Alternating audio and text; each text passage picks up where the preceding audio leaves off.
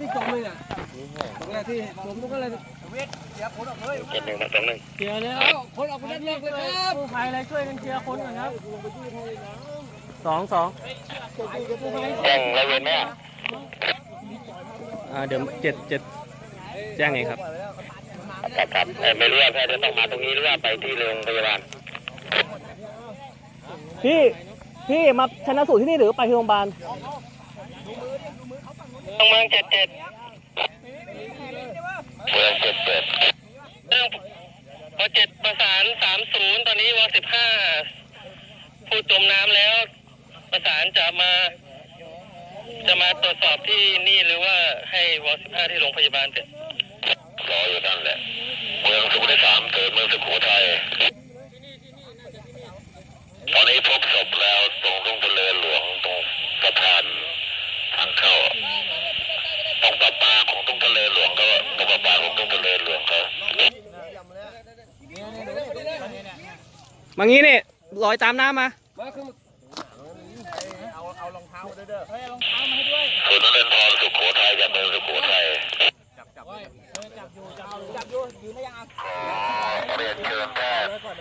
ร่วมชันสูตรคนตกน้ำเสียชีวิตที่ทุ่งทะเลหลวงก็อยู่ตรงเอาตรงไปตรงนั้นเลยเนี่ยไม่ดึงแกมาไงดึงมาแล้วแต่ว่าทีไอ้บอมไอ้เดี๋ยวเดินบางสงสนับสนุนน้ำดื่มหน่อยส่งไฟตรงนี้ส่งไฟนิดนึงไม่ต้องใจเย็นๆจับเดี๋ยวมาให้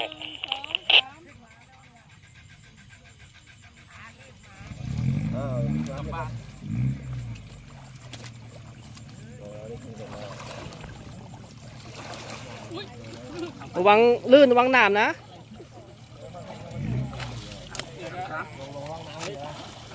เดี๋ยวไหนไป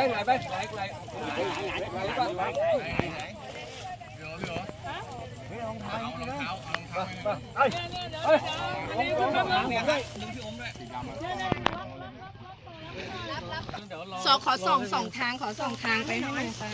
ร้อยเป็น30นะ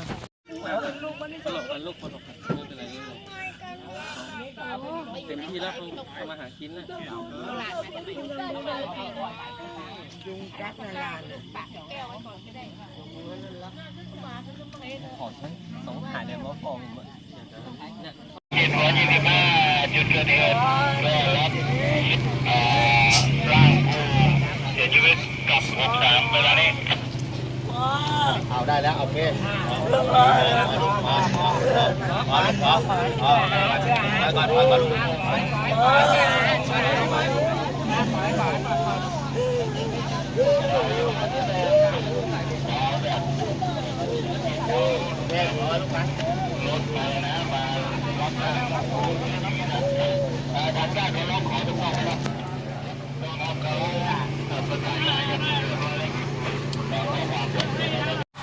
เด็กหนูน่ะมันเดินไปก่อน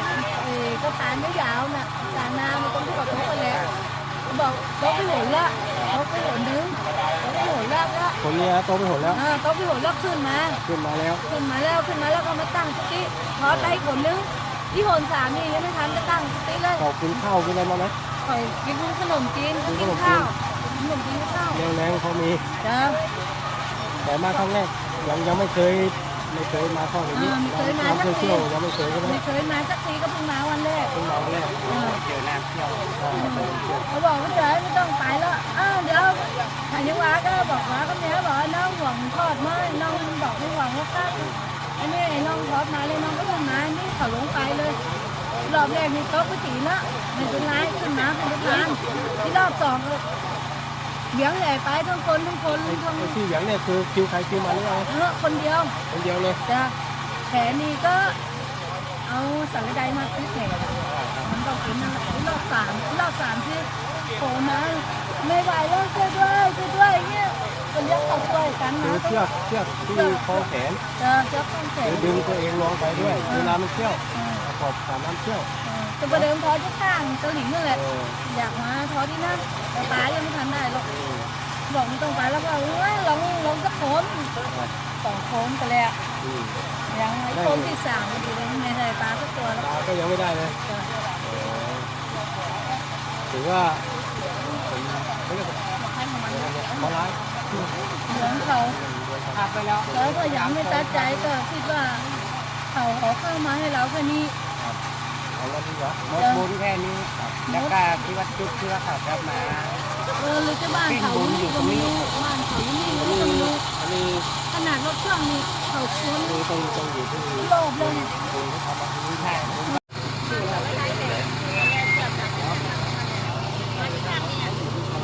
เดินสนามตายอ่ะ เดี๋ยวเราต้องรอเดี๋ยวเราต้องรอ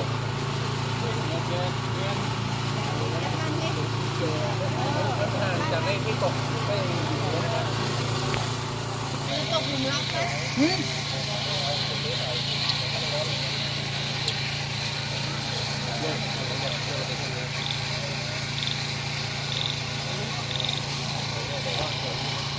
ดูแล้วก็พยายามจะดึงนั่นแหละดูแล้วนะแต่มันดึงไม่รู้แต่ดึงเลยคือแผลครับแผลใจมัน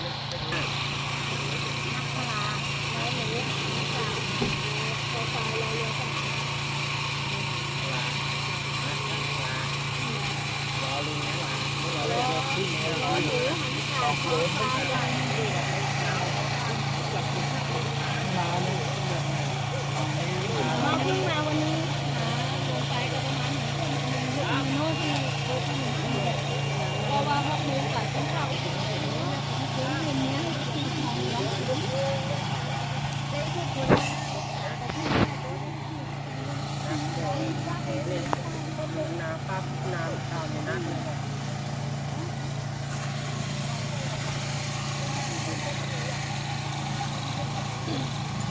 ตอนที่เจอศพที่เจอเป็นไงเจอใจแบบสุดขอบ10 เมตรไม่ถึงกระบอกเทศบาลนะ10 เมตรเขาเข้ามา10 เมตร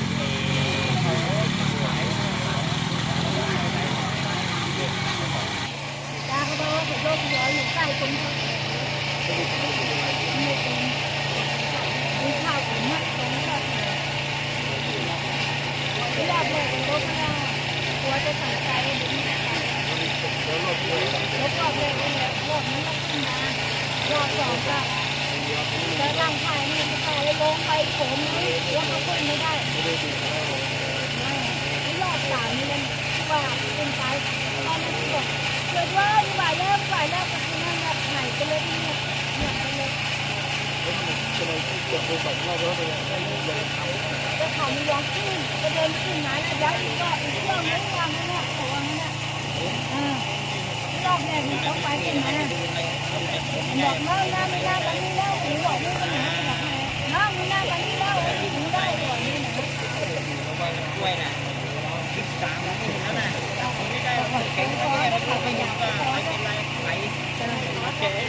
ได้เขายอมตาปากไม่เห็นไหนเลยเด็กเก้มีโขนเนาะไม่เห็นเลยมาหลอกนี่เลยโขนแกงไปจับพวกนี้มีสองคนก็ใส่ก่อนเด็กน้อยอยู่ในป่าน้ำน้ำป่าน้ำมันตัวขาวป่าไม้เลยดี